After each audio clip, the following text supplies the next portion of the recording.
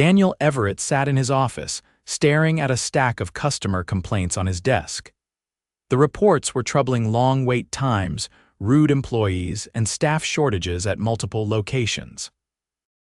He had bought the restaurant chain 7 years ago, turning it into a profitable business, but lately, something felt off.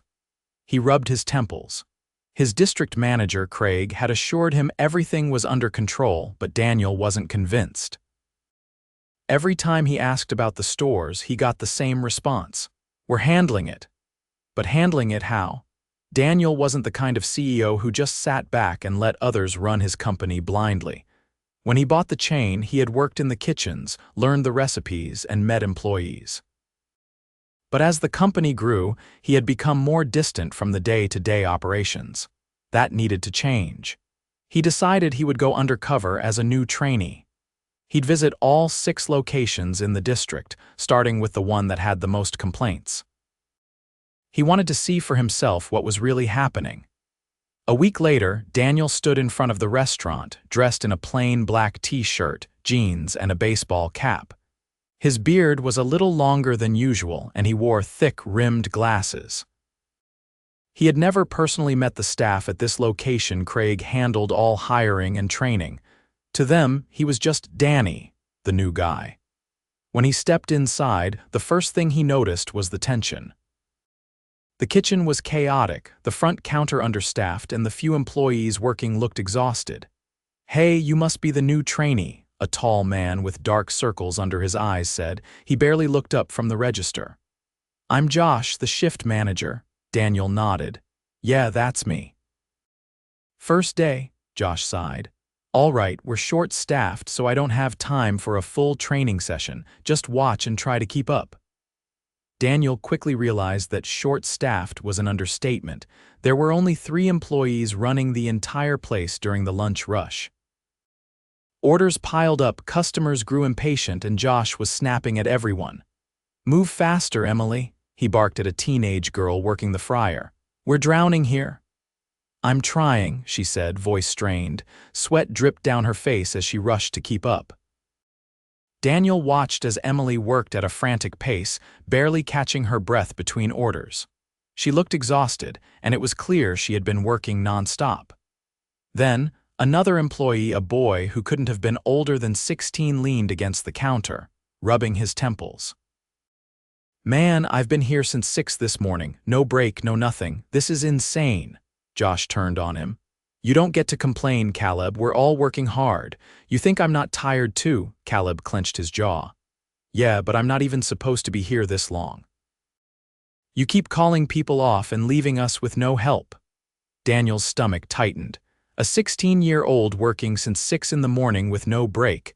That wasn't just bad management, it was illegal. Before Josh could respond, a customer at the front counter slammed her hand down. "Hello." "I've been waiting 20 minutes for my order," Josh groaned. "Emily, where's the food for order 23? Emily looked panicked. I think I messed up the fries. I'll redo them." Josh threw his hands up. "Unbelievable. You kids can't do anything right." Daniel watched as Emily's face fell, her hands shaking as she dumped the fries and started over. That was enough. Daniel turned to Caleb. "You really haven't had a break since 6? Caleb looked at him, surprised that someone was actually listening. "No." "And I asked, but Josh keeps saying we're too busy." Daniel clenched his teeth. This wasn't just a bad day, this was a pattern, and it was clear who was responsible. He took a deep breath, forcing himself to stay in character. He needed to see more before he blew his cover. But one thing was certain. This wasn't going to continue. Daniel kept moving through the shift, absorbing every detail. The employees were scrambling, their exhaustion evident in the way they carried themselves. Orders were constantly delayed, and tensions rose with each passing minute. He focused on Emily, who was still frantically managing the fryer, and Caleb, who was forcing himself to stay upright despite his clear fatigue. A man walked in from the back office, wearing a manager's uniform. His name tag read, Todd. He had a stiff posture, his expression unreadable as he surveyed the chaos. "What's going on out here?" Todd's voice cut through the noise. Josh turned to him, his frustration boiling over. We're drowning, Todd. I told you we needed more people, but you keep cutting shifts. Todd barely reacted. Labor costs are too high, we have to make do with what we have. Daniel watched as Caleb tensed, his hands clenching into fists. So we just work until we pass out. Caleb's voice was sharp, edged with frustration. Todd's gaze flicked to him. You're still on the clock, aren't you? If you don't like it, no one's forcing you to stay. Emily glanced up from the fryer, her face pale. We don't have a choice. If we leave, everything falls apart. Todd crossed his arms. That's how jobs work. If you can't handle it, maybe this isn't for you. Daniel felt his pulse quicken. He had seen bad management before, but this was something else. Todd wasn't just indifferent, he was actively ignoring the signs of burnout in his own team. Caleb exhaled sharply.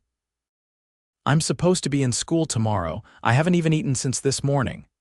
Todd didn't blink. Clock out if you need to, but don't expect to get many hours next week if you leave during a rush. Daniel saw Emily freeze, her hands gripping the fryer basket just a little too tight. That was it. He stepped forward, his voice even. So if someone reaches their breaking point, they just lose hours. Todd turned to him, finally taking notice. Who are you? New trainee, Daniel said smoothly, just trying to understand how things work around here. Todd's expression didn't change. It's simple. We run a business, not a daycare. People either do their jobs or they don't. Daniel studied him for a moment. And if they burn out in the process? Todd let out a short laugh. Then they weren't cut out for this industry. Caleb shook his head. That's messed up. Todd shot him a look. Watch your tone. Daniel felt the weight of the moment pressing on him. The employees were exhausted, underpaid, and threatened with losing hours if they even considered taking a break. It wasn't just a bad day, it was a toxic system, and it was happening under his watch. He turned to Josh. How long has it been like this? Josh hesitated, glancing at Todd. Todd's voice was sharp. Josh, get back to work. But Daniel didn't let up. How long? Josh exhaled, his shoulders stiff. Since Todd took over the district. Daniel's stomach dropped. Craig had told him everything was running smoothly, but this wasn't smooth, this was barely holding together. Todd straightened, his patience thinning. I don't know what you think you're doing, but you're not here to ask questions, you're here to work. Daniel kept his voice calm. Actually, I think I am here to ask questions. Todd's eyes narrowed. Oh yeah, and why's that? Daniel took a breath, then removed his glasses. Because I own this company. The restaurant went silent. Emily's mouth parted slightly, her hands still gripping the fryer. Caleb blinked in shock. Josh looked like he wanted to sink into the floor. Todd's face paled. What? Daniel's expression didn't waver. I'm Daniel Everett Visceral. And I've spent the last several hours watching my employees be overworked, threatened, and mistreated under your leadership. Todd opened his mouth, then closed it. He looked at Josh for support, but Josh only stared at the floor. Caleb let out a small, breathless laugh. No way. Emily looked like she was trying to process what had just happened. Daniel turned back to Todd. You've been cutting shifts to save money, forcing kids to work illegal hours, and threatening people with fewer shifts if they speak up. Todd's voice was tight. I was following directives. Daniel didn't let up. Who told you to do this? Todd hesitated. Craig. Daniel's jaw tightened. Craig had assured him everything was running smoothly, but now the truth was staring him in the face. His voice was firm. You're done here, Todd, effective immediately. Todd stiffened. You can't be serious. Daniel didn't waver. You've created a toxic environment and put my employees at risk. I won't let that continue. Todd's face darkened, but he didn't argue.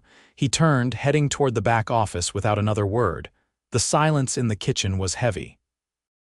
Daniel turned to Caleb. You should never have been put in that position. That won't happen again. Caleb looked at him, his expression unreadable. You really mean that? Daniel nodded. I do. Emily swallowed. What happens now? Daniel's voice was steady. Now I make things right. Daniel stood in the middle of the restaurant, the tension still thick in the air after Todd's departure. Employees exchanged uncertain glances, unsure of what to do next. The usual hum of the kitchen had quieted, the weight of the revelation still settling over them. Josh cleared his throat, breaking the silence. His voice was hesitant. "So, what happens now?" Daniel exhaled. He had come in to observe, but now that he had seen the reality of the situation, there was no going back to the office and pretending things were fine. "We're going to fix this," he said. "Starting now." Josh looked skeptical. "With all due respect, sir, we've heard things like that before. Every time we complain, we get told it'll be addressed, but nothing really changes." Daniel met his gaze. "That's why I came here myself. Because I needed to see what was really happening instead of relying on second-hand reports." Emily, who had been quiet since the reveal, finally spoke. "Does that mean we actually get more staff, or are we just supposed to keep pushing through?" Daniel turned to her. "You shouldn't have to push through like this. No one should. This isn't how a restaurant should be run." Caleb rubbed his hands together, still looking wary. "So what are you actually going to do?" Daniel didn't blame him for being doubtful. Trust wasn't built in a single moment. "It had to be earned. First, I'm bringing in more employees. Immediately, no more working short-staffed to save money." He glanced at Josh. "You said Todd was the one cutting shifts to reduce labor costs." Josh nodded. "Yeah. He kept saying we had to hit certain targets, so we were told to manage with as few people as possible."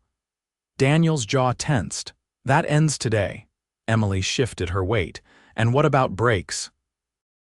"We're always told we can take them, but the second we try, we get guilted into staying." Daniel's eyes darkened at the thought. "Breaks aren't optional, they're required. And if managers are pressuring anyone to skip them, that's going to be dealt with." Caleb let out a dry laugh, shaking his head. "I'll believe it when I see it." Daniel studied him. The kid had been pushed too far, and he wasn't going to be convinced with words alone. "You will," Daniel said. "Because I'm not leaving this location until I see things change firsthand." Josh frowned. "Wait, you mean now you're staying?" Daniel nodded.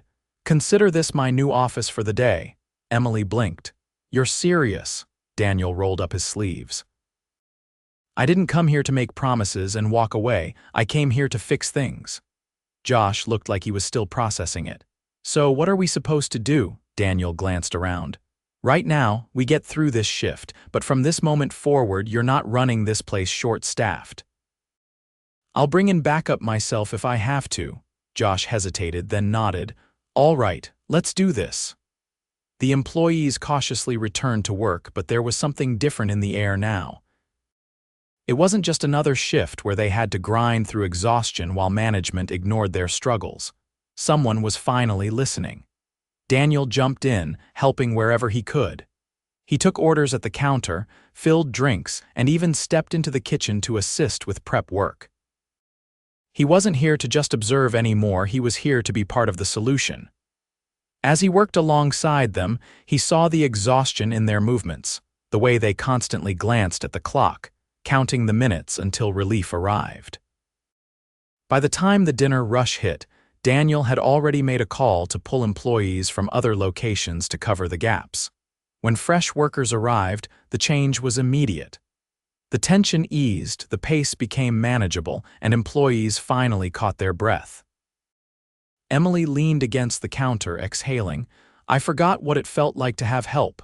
Caleb, now sitting in the break area with an actual meal in front of him, shook his head. "This doesn't even feel real." Daniel sat across from him. "It should be the standard, not the exception." Caleb studied him for a long moment. "You really didn't know this was happening?" Daniel shook his head. "I trusted my managers to run things the right way. That trust was clearly misplaced." Caleb poked at his food. "You're the owner. Shouldn't you have caught this sooner?" Daniel didn't flinch at the question. "I should have, and that's on me. But I'm here now, and I'm not going to let this happen again." Caleb nodded slowly. "Guess we'll see." Daniel didn't take offense. He didn't expect immediate trust. But he would earn it. As the shift continued, Daniel made more calls. He reached out to corporate, ensuring policy changes would be implemented across all locations. He scheduled an emergency meeting with district managers, making it clear that things were changing. By the time closing time arrived, employees looked tired but not broken. It was the first step in a much larger process, but it was a start. As Daniel prepared to leave, Emily approached him. "Are you really going to follow through on all this?" she asked. Daniel met her gaze. "Yes. And if anyone tries to tell you otherwise, you call me directly." She stared at him for a moment, then nodded. "All right." Caleb crossed his arms. "Guess we'll hold you to that." Daniel smiled. "Good. That's exactly what I want." As he stepped out of the restaurant, he knew his work was far from over. But for the first time in a long time, he felt like he was truly leading his company again, and he wasn't going to stop until every location reflected the standards he had built it on. Daniel arrived at the corporate office early the next morning, his mind already made up. He had seen firsthand how the system was failing, and now it was time to dismantle the structure that had allowed it to happen. He wasn't interested in excuses or justifications, only solutions. Craig was waiting for him in the conference room, looking confident as always. He had no idea what was coming. "I heard you made a surprise visit to one of my stores," Craig said, leaning back in his chair. "Would have been nice to give me a heads up." Daniel sat down, his expression unreadable. "Would it? Or would you have cleaned things up just long enough to fool me?" Craig stiffened slightly but forced a chuckle. "Come on, Daniel, I run a tight ship." "Sure, things get rough sometimes, but that's the business. Fast food is chaotic, you know that." Daniel let a long silence hang between them before speaking. A 16-year-old worked a full shift without a break. He was told if he clocked out, he'd lose hours next week. A teenage girl was berated in the middle of a rush for struggling to keep up. And one of your district managers, Todd, was the one enforcing these conditions. Craig's jaw tightened. "I trust my managers to make the right calls. You know how labor costs work, we have to be smart about scheduling." Daniel's voice was ice. "Smart? You call that smart? Cutting so many shifts that the remaining employees are running themselves into the ground, letting managers threaten teenagers into staying longer than they legally should." "That's not smart, Craig, that's negligence." Craig sat forward, his confidence cracking. "Look, I get that you're upset, but let's be real here. These kids exaggerate. They complain about working hard, but that's just how it is. We're not running a charity, we're running a business." Daniel's fingers curled slightly against the edge of the table. "That's the last time I'm going to hear you say that. This isn't about charity. It's about running a company that doesn't grind its employees into the ground and then discard them. You knew this was happening and you let it continue." Craig sighed, shaking his head. "What do you want, Daniel? An apology? Fine, I'm sorry if things got a little rough out there. I'll talk to Todd, make some adjustments, and we'll smooth things over. No need to overreact." Daniel's stare was unyielding. "You're done here, Craig." Craig blinked. "What? I'm firing you, effective immediately." Craig let out a short laugh, as if he hadn't heard correctly. "You can't be serious."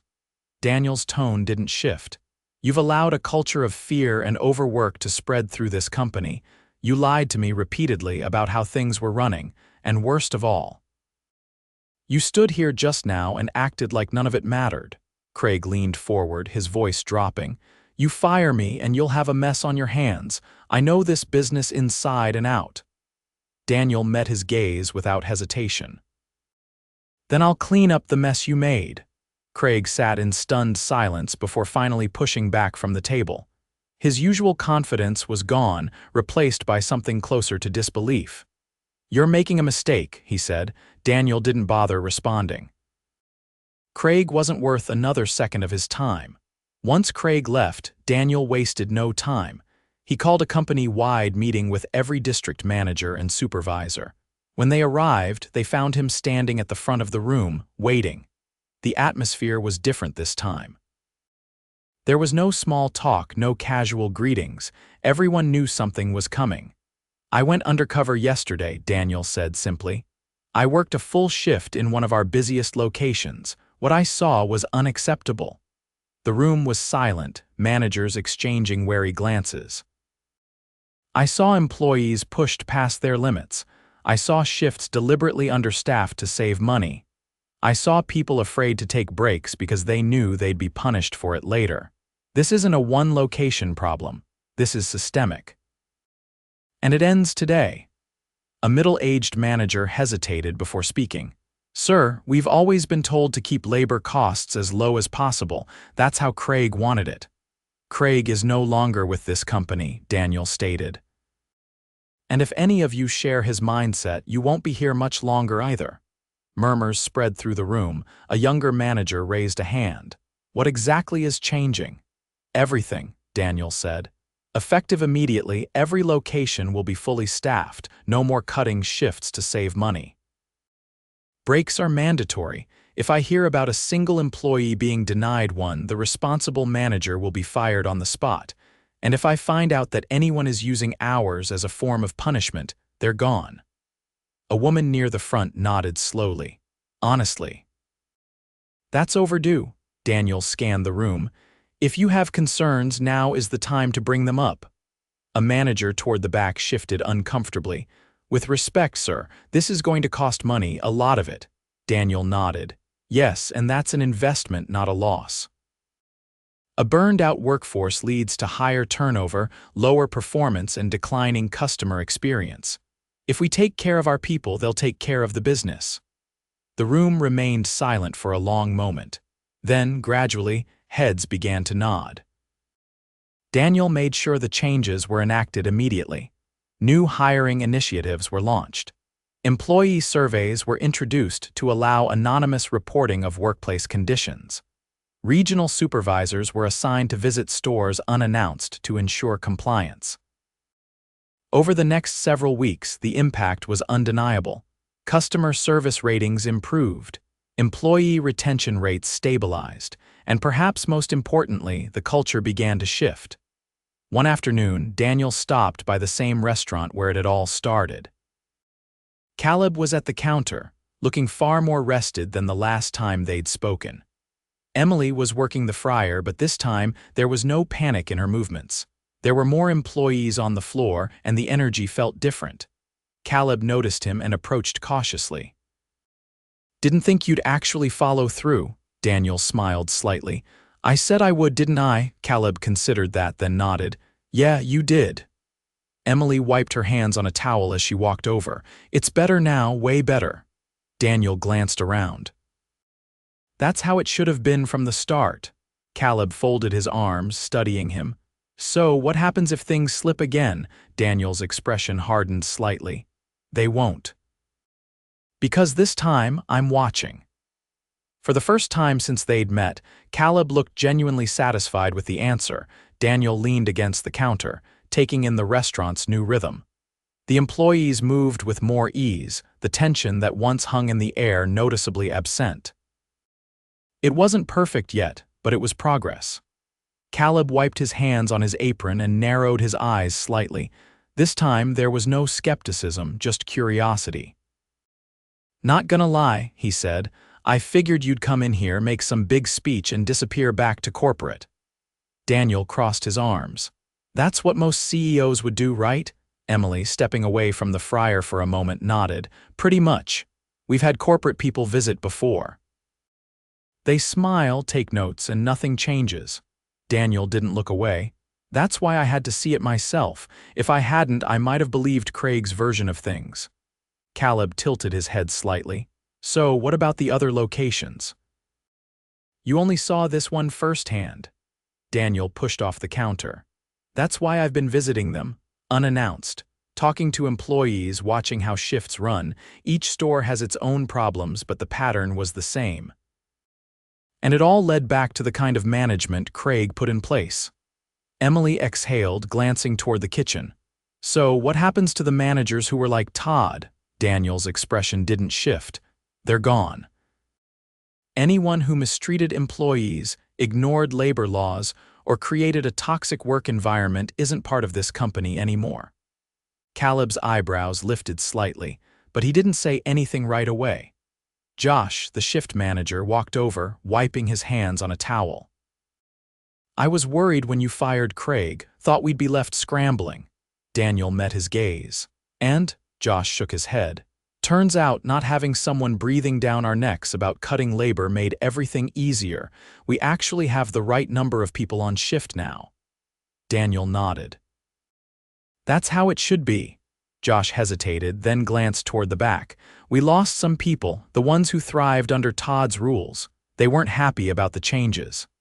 Daniel expected as much. Some managers only work well in broken systems.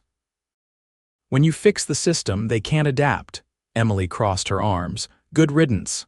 Josh chuckled under his breath. Yeah, that's about how most of the staff felt. Daniel studied him. How's the team handling everything? Josh considered the question before answering. Better morale for sure. People aren't scared to call out if they're sick. No one's getting guilted into skipping breaks. It's still fast food, still stressful, but it's not miserable anymore. Daniel glanced at Emily and Caleb. That match with your experience? Emily nodded. Yeah. It actually feels like a job now, not a punishment. Caleb leaned against the counter. Still don't love the uniform, though. Daniel let out a rare laugh. Noted. Josh rubbed the back of his neck. I gotta ask, though, what happens long term? You're here now, but once things settle, how do we know it won't slide back to how it was before? Daniel met his gaze. Because I'm not making these changes alone. I put new oversight in place. Regional supervisors who actually visit stores, not just look at spreadsheets. Anonymous reporting systems for employees, and I expect people like you to speak up if things start slipping. Josh nodded slowly. All right, that's fair. Caleb tapped his fingers against the counter. You really think all of this is enough? Daniel's expression hardened slightly. It has to be. Caleb considered that for a moment, then nodded. Guess we'll see. Daniel knew trust wasn't rebuilt overnight. But standing in that restaurant, seeing the difference already taking shape, he also knew one thing for certain: he wasn't going to let his company fall back into the same failures. This wasn't just about fixing a broken system. It was about making sure it never broke again.